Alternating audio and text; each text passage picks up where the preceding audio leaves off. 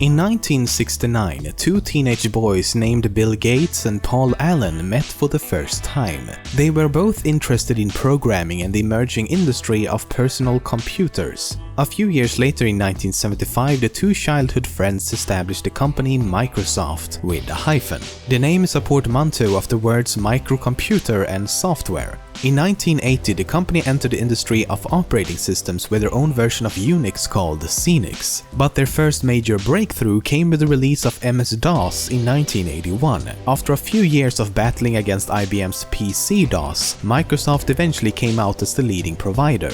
At this point, most operating systems looked like this: a black screen where you could execute commands and in return would receive some nice text. Absolutely fantastic for its time, no doubt, but not very interesting to the average person. So in 1985, Microsoft released a graphical extension to MS-DOS. Bill Gates almost named it Interface Manager, but the head of marketing convinced him of naming it Windows instead. At first, Windows was not that popular and rival company Apple took the lead. But this would soon change. Windows 3.0 became the first widely successful version of Windows and a strong competitor to Apple's Mac OS. In 1990, Microsoft introduced the now widely successful Microsoft Office with software like Word and Excel. Windows 95 became a huge success for the company and introduced features like the Start menu and Internet Explorer. From here on out, Windows would continue to completely dominate the market, and as such, Microsoft was often accused of monopolization. At the start of the new millennium, Microsoft entered the video game console market with the Xbox to compete against Sony and Nintendo. While the Xbox could not really keep up with the PlayStation 2, it was nonetheless a success, selling millions of units.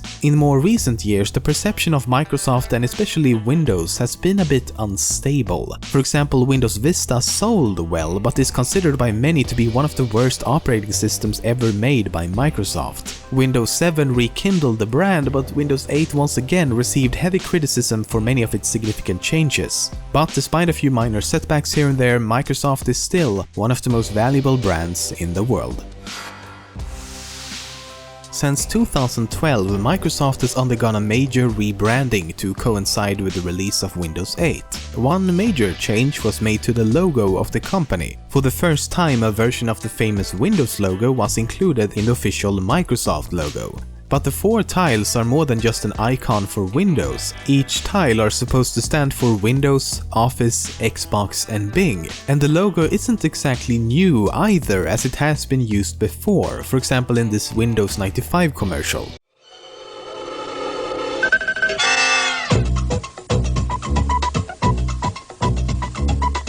It used to be difficult for personal computers to do more than one thing.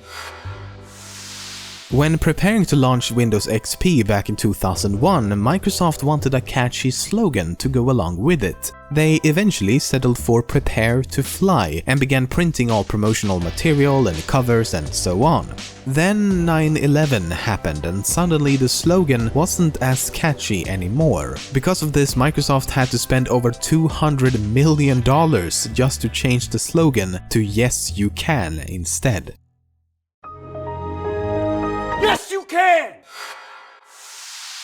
Around the mid to late 1990s, Internet Explorer quickly became the standard browser all across the globe, since it came bundled with the operating system. And by 2002 it reached its peak of a staggering 95% market share. Then something happened. New browsers like Opera and Firefox slowly began eating away at Microsoft's browser monopoly. This got Microsoft a bit worried, so to counteract this decline, they employed some pretty foul tactics. For example, in 2001, it was revealed that Microsoft had purposely made MSN.com either inaccessible or incorrectly displayed on the Opera browser. This was so that Opera users would hopefully switch over to Internet Explorer instead. While Microsoft has never responded to the accusations, Opera Software retaliated by releasing a so-called Bork edition of Opera 7. This special version would only display MSN.com using the incomprehensible language made famous by the Swedish chef from The Muppet Show.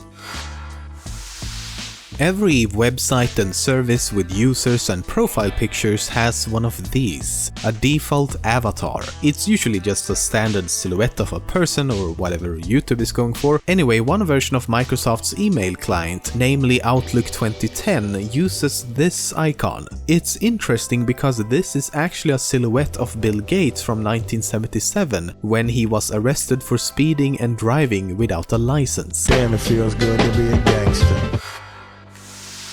When Microsoft introduced the first version of Windows Update shortly after the release of Windows 98, they named the software Critical Update Notification Tool. However, they soon had to change this to Critical Update Notification Utility, given the unfortunate acronym created by the former.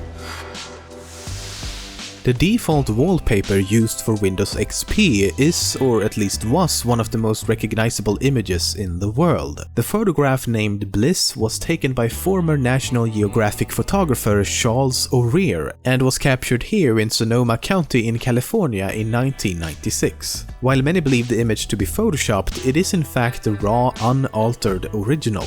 After he'd taken the photo, he put it up for sale on the stock image site Corbis, and Corbis is in fact owned by Bill Gates himself. So around 2000, Microsoft contacted O'Rear and wanted to buy all the rights to the image. And while the exact amount has never been disclosed, it's been said to be one of the largest payments ever made for a single photograph. If you were to visit the site today, however, you would most likely not recognize it, as the green hill is now covered with grapevines.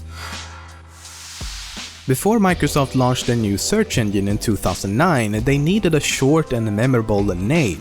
Eventually, they decided to use Bang. But they had to rethink this decision rather quickly, as it didn't work as well when used as a verb, as in, let me just bang that real quick. They changed Bang into Bing, and while Google is of course at the top, Bing is still one of the largest search engines in the world. Large corporations like Microsoft are known to take copyright and trademark infringement very seriously. Sometimes, however, they seem to take it a bit too seriously. Back in 2004, a teenager named Mike Rowe registered the domain mikerowesoft.com. So phonetically, when said out loud, it almost sounds like you're saying Microsoft. Only based on this, Microsoft decided to take legal action against Mike Rowe, and the whole thing received worldwide media attention. The website itself had nothing to do with Microsoft or any of their products, as he used it to run his own part-time web design business. But eventually an agreement was reached with Mike Rowe granting ownership of the domain to Microsoft in exchange for various Microsoft products, including an Xbox. 2004, when an Xbox could solve anything. Simpler times. Back when Windows made its debut, things were simple. The first release, named Windows 1.01, was indeed version 1.01. Makes sense. And it continued to make sense for quite a while. The name and actual version of the software matched each other. Then they started using names like Windows 95, 98, NT, ME, 2000 XP and Vista, and things got a bit more confusing. Windows Vista is actually version 6.0, Windows 7 is 6.1, Windows 8 is 6.2, and 8.1 is 6.3. Now the logical thing would be to expect the next release to be named Windows 9 with a version number of 6.4, but instead they announced this. Windows 10?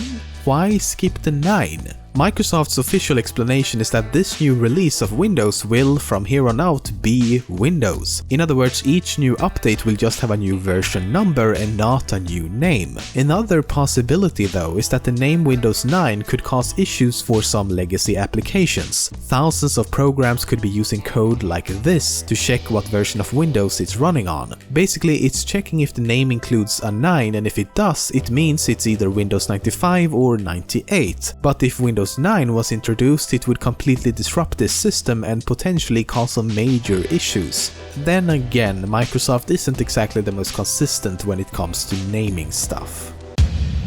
This video is part of a collaboration with All Time Tens. They made a video about Google over on their channel, and if you want to, you can click the annotation to check it out. Simple as possible.